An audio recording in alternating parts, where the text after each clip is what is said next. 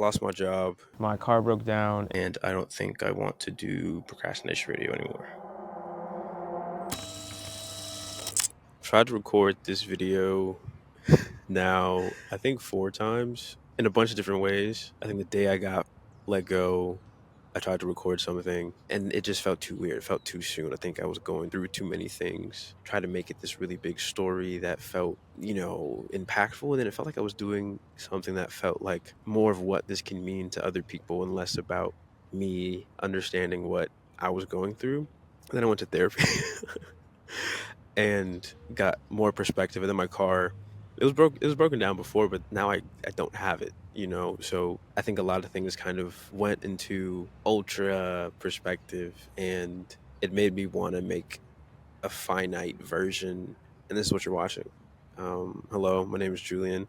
Go by Ian Complex on the internet. If you don't know me, I am a multimedia artist, producer, writer, and the page that you're watching this on is called Procrastination Radio. And Procrastination Radio is a creative project and network that I started almost 7 years ago because I felt very alone in my creative pursuits, and I was notoriously a great idea person and I didn't have a lot of follow through. So I was like, if I'm going to make something, I at least want it to remind me that I need to keep going and, do a little bit at a time, do something, stay active.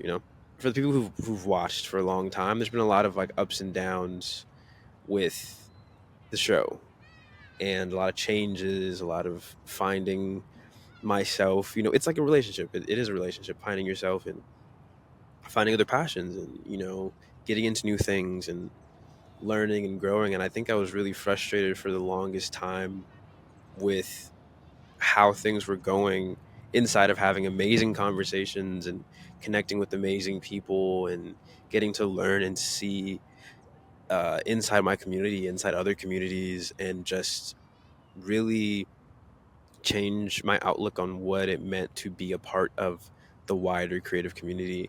And I think specifically this year going into it, I really wanted to change a lot of things, and I didn't necessarily know to what end at first, but I knew that it needed to feel less production focused. I was going to say skill, but I think that's like a mindset that I picked up from my job, which was working at a marketing agency and inside of the entertainment and corporate space. On the one hand, it taught me in the 4 years that I was there how to become the person I am in a lot of ways, and came at a really, really pivotal time coming out of the pandemic where I was working at a grocery store and everybody at that job knew that I wanted to do something else. And I love that job so much, but I was literally drawing on bags and giving them to people and trying to record demos on my 30s when I was taking breaks. And I was given a really great opportunity to learn and develop my skill in becoming a graphic designer. And at the time, I didn't really know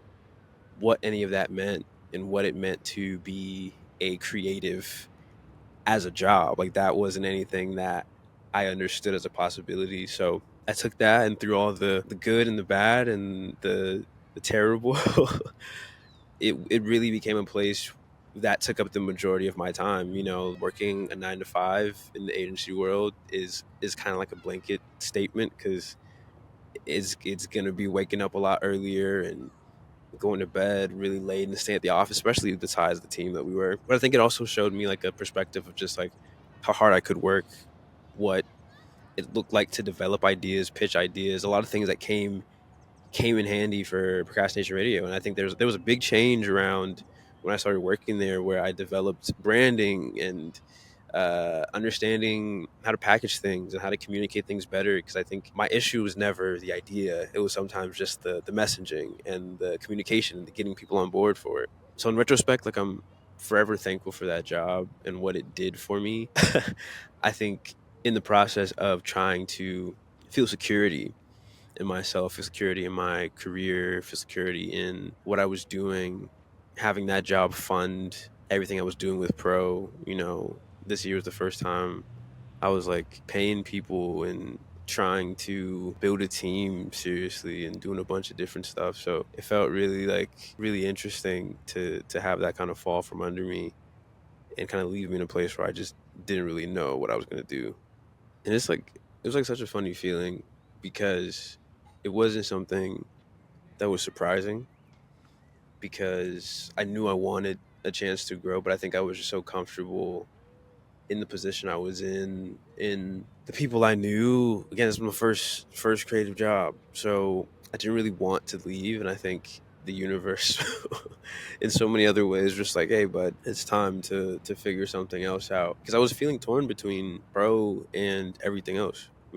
I was wanting to give more and to dream bigger and to see more for it. And it's funny, again, in the year that I decided to kind of refocus everything and be more of myself and get outside and, not let the tiredness of the week get to me, as best as possible, and show up for the community and do all this stuff. Like, this is the first time I saw that much growth and that much opportunity, and understanding that, like, yeah, this is not something that belongs to just me anymore. It's just something that is about community and for community and in service of community. And when I positioned it like that, that's when the community responded. So I felt really selfish at a lot of times, because I felt like I had to protect myself in the inverse from, you know, having to work and having to do the things that,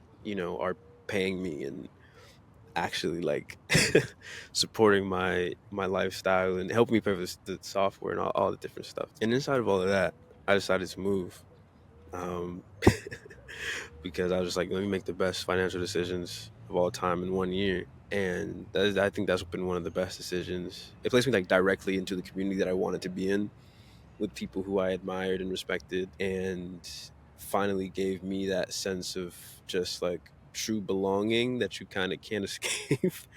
Like, I knew I had people who were out there, who were around, but I think because of the distance I felt physically and emotionally with work, it was never a great combination to have to always feel like I was leaving somewhere and not able to kind of go back and support, people in close proximity, or whatever. Just a bunch of feelings led to that, and I think that was one of the better decisions. And I think because of that, I even have a better perspective on the situation I'm in now. For so long, I had been married to certain ideas of what it looked like for me to do this thing and to exist and balance work and have my career and be successful and travel and do all of those things. And at some point, something was going to break, because I was just kind of juggling everything. I think it just was, the timing of the year is just like a forced reflection on everything, kind of having almost everything taken away from me, and having to kind of rediscover who I really am and what's really going on. And I think for a while it became really hard for me to, like, be positive inside of that change, because I was still trying to continue the plan of this year of, like, dreaming bigger and onboarding more people and building a team and being able to travel more and do more things, be more consistent with the shows and everything on the network. And I think it was really hard for me to try to dream big when I didn't really feel comfortable enough to go to sleep, and to take time off and to not be always working and always trying to find the next thing, and taking things I had no business doing, or I feel like underselling myself just so I can have the security of, you know, here's a moment that I can hold on to where I feel kind of safer. And so now I'm kind of just, like, in this space of change